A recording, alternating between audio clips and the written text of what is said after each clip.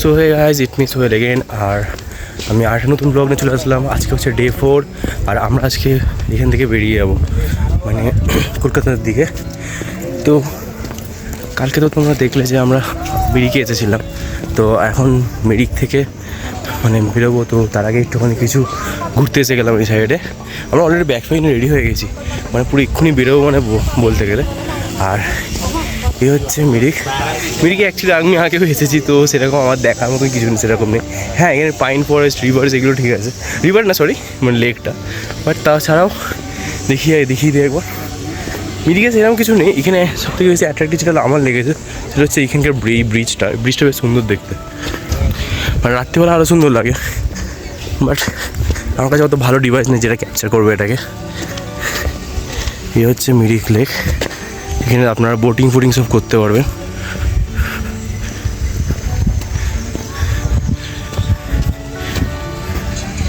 এই হচ্ছে মিরিক লেক।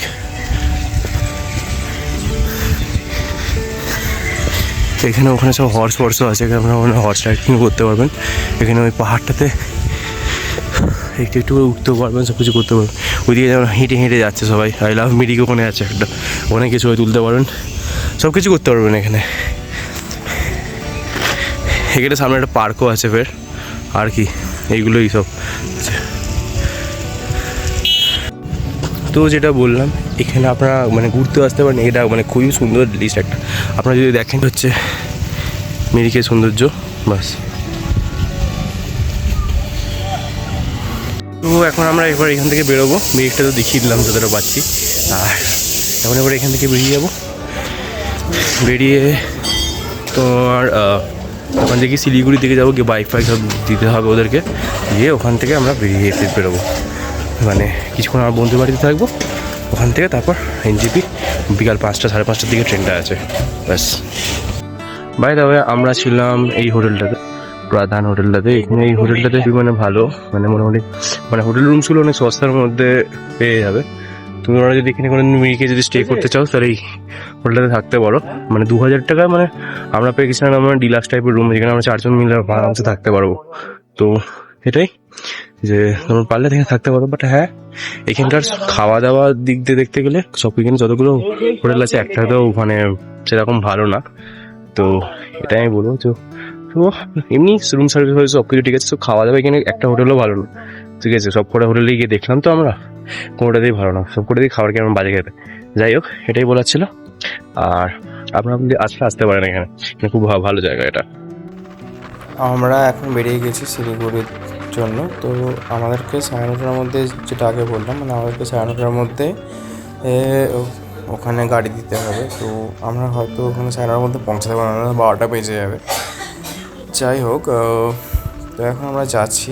এখন তো দেখতে পাচ্ছেন হয়তো যে কীরকম মানে মেঘগুলো পার করছে আমাদের ও পাশ দিয়ে, মানে কতটা সুন্দর লাগছে। মানে এই রাস্তাটা মেনলি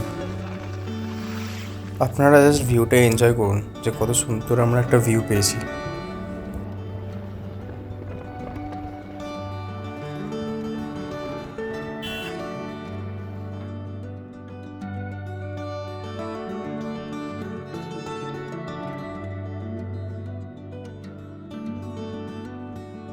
এটা হচ্ছে আই লাভ মিরিকেসের জায়গাটা।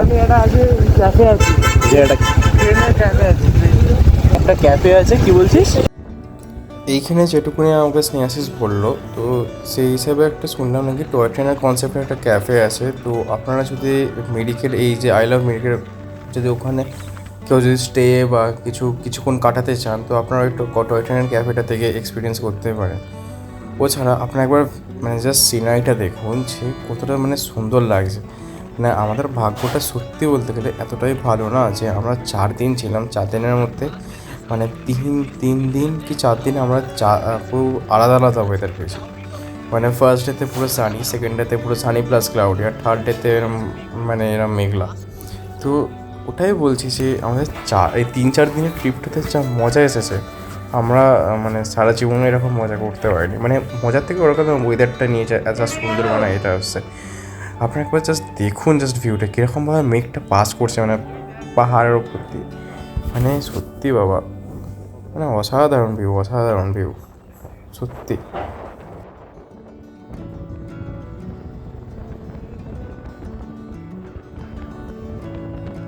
জাস্ট একবার ভিউটা একবার দেখো, জাস্ট কতটা সুন্দর লাগছে সামনে।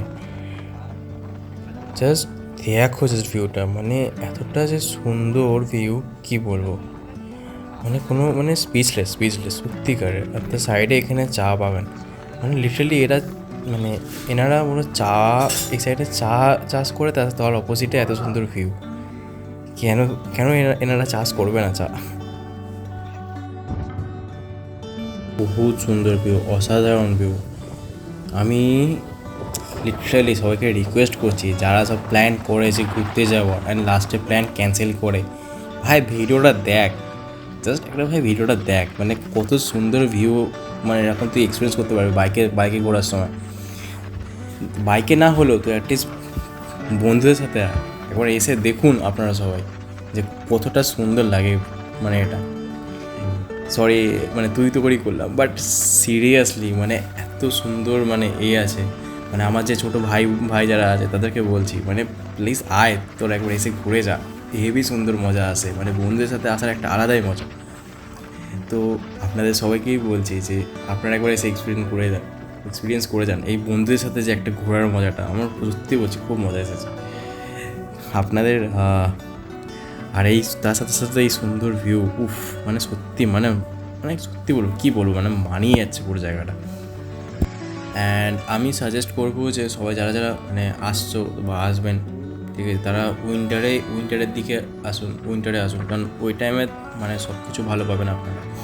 বাট আমি আরেকটা জিনিস সাজেস্ট করতে পারি যে আমি যে টাইমটাতে গেছিলাম, এই টাইমটাতে যেন আমরা 3টেই পেলাম, যে এটাতে পুরো লাকের উপর ডিপেন্ড করছে, যে আপনার যদি লাক ভালো থাকে তাহলে এই টাইমে সব কিছুই পাবেন, আর যদি না থাকে তাহলে এরকম মানে পুরো মেঘলা হয়ে থাকে। বাট আমি সাজেস্ট করবো যে উইন্টার বা সামারের দিকে আসুন, মানে খুবই মানে ওই টাইমটাতে পুরো হয়তো সব কিছু এক্সপেন্সিভ থাকবে, বাট মানে খুব সুন্দর সুন্দর ভিউ, তখন আরও বেশি ভালো ভিউ দেখতে পাবেন, একটা আলাদা সৌন্দর্য দেখতে পাবেন। এতক্ষণ ধরে পুরো ঠান্ডা ঠান্ডা একটা ভাব ছিল। আমরা জাস্ট এখান থেকে জাস্ট নামলাম উপরটা, মানে ওই যে জায়গাটা দেখছো এখান থেকে জাস্ট একটা মানে জাস্ট এটা নামলো, নামতে গায়ে গরম লাগে শুরু করেছে, মানে এখন আমার পুরো গরম লাগে, মানে গরম ভাব আসছে। মানে মানে এই জায়গাটা সব থেকে বেস্ট লাগে আমার, কেন জানো, মানে খুব করে একটা ঠান্ডা থেকে হঠাৎ করে গরম লাগছে শুরু করেছে, পুরো গরম লাগছে আমার।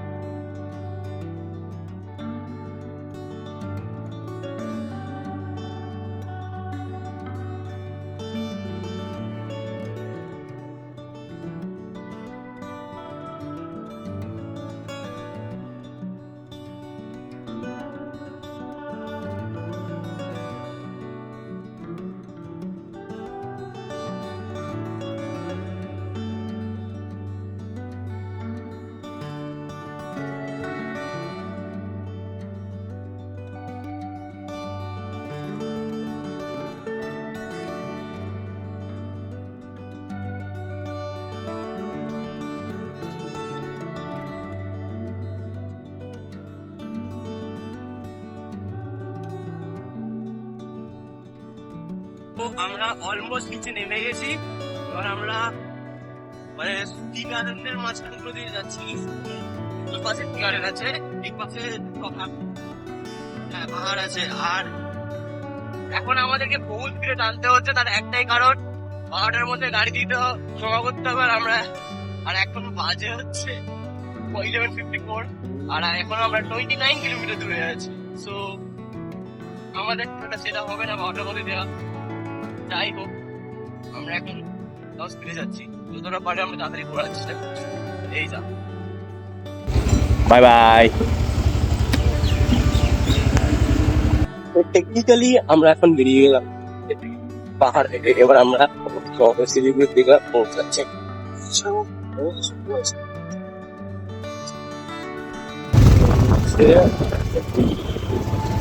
এই জায়গাটা সব থেকে সেরা লাগে।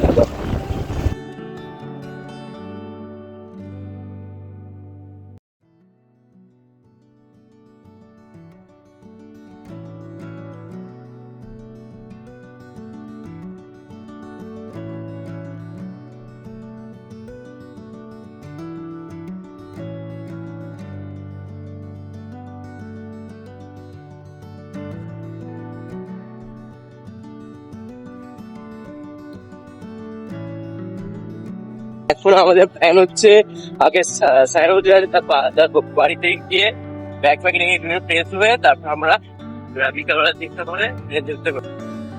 এরপর আমাদের ট্রেন ছিল 5টা 10-এ, তো আমরা ট্রেন ধরার জন্য 5টা 10-এ স্টেশনে যাই নিউ জলপাইগুড়ি।